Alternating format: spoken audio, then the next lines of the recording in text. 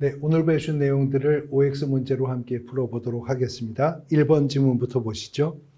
공인중개사법에서는 법인인 개업공인중개사의 업무 범위에 대해서만 규정하고 있고 개인인 개업공인중개사의 업무 범위에 대해서 규정하고 있지 않다. 이 말은 맞는 말입니다.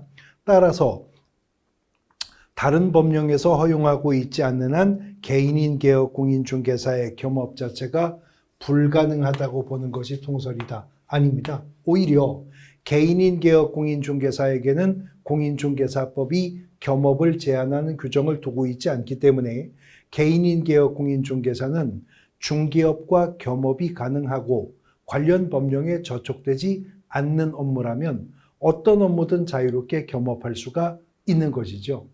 또 중개사무소를 반드시 중개업을 영위하는 용도로만 전용할 의무조차도 없기 때문에 개인인 개업 공인중개사라면 중개사무소를 다른 용도로 겸용했으면서의 겸업까지도 허용이 되는 것입니다. 그러나 법인인 개업 공인중개사라면 중개업과 경공매 관련 업무 외에는 공인중개사법 14조 1항이 규정하고 있는 5가지 업무만 추가적으로 겸업이 가능한 것이죠.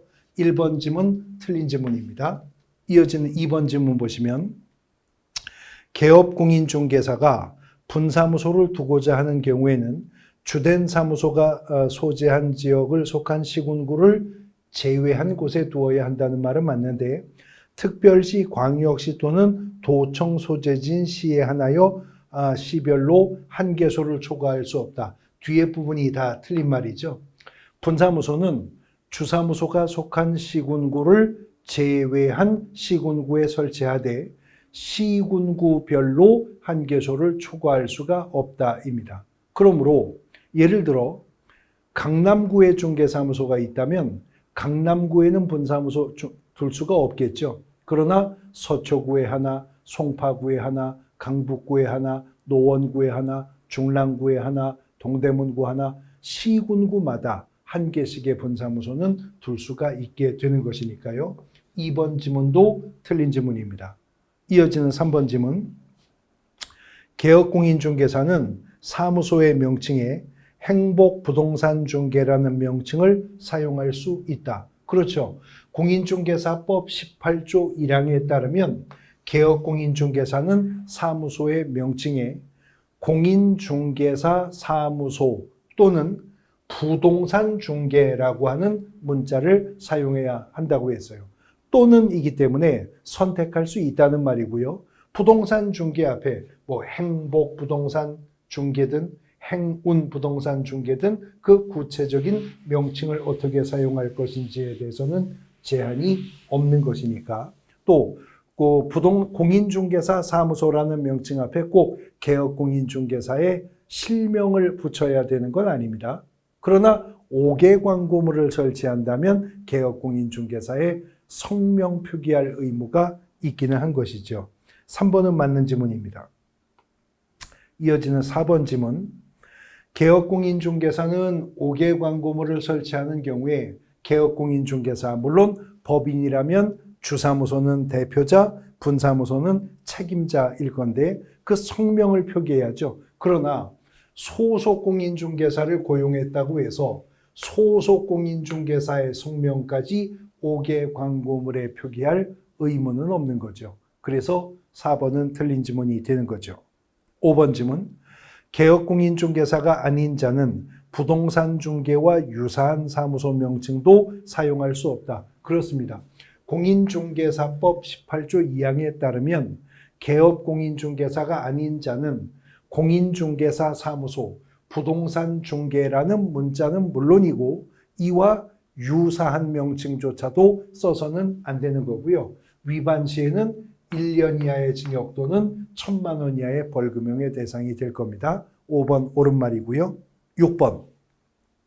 공인중개사인 개업공인중개사, 부칙상의 개업공인중개사 및 소속공인중개사가 등록하는 인장은 인감증명법에 의하여 신고한 인장이어야 한다. 그러면 인감도장만 개인은 등록할 수 있다는 말인데 그렇지 않았었죠.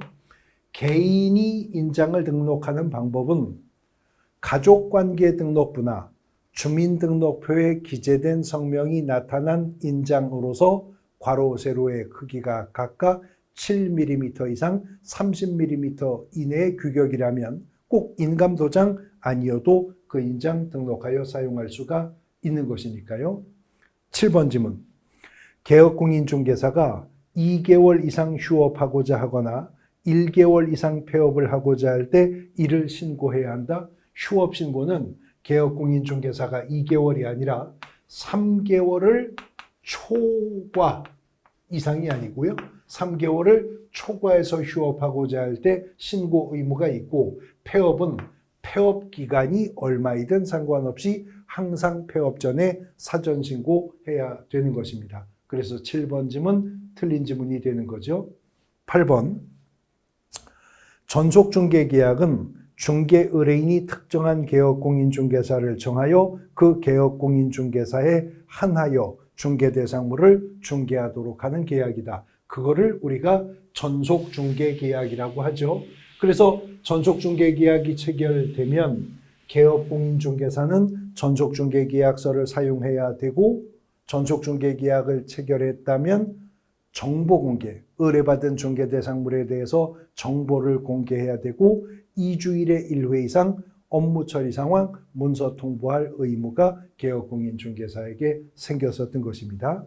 이어지는 9번.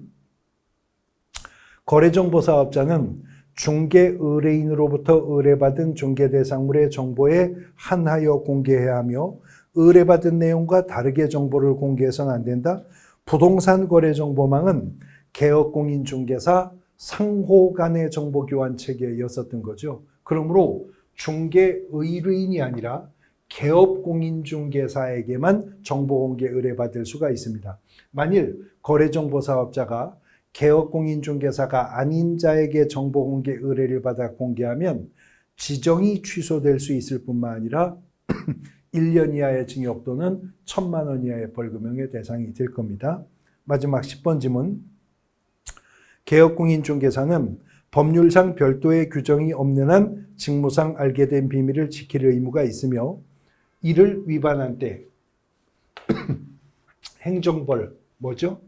1년 이하의 징역 또는 1,000만 원 이하의 벌금형이죠. 그런데 업무를 떠난 후에는 그러하지 아니하다. 여기가 틀린 거죠. 직을 떠난 후에도 준수할 의무가 비밀 준수 의무였었습니다.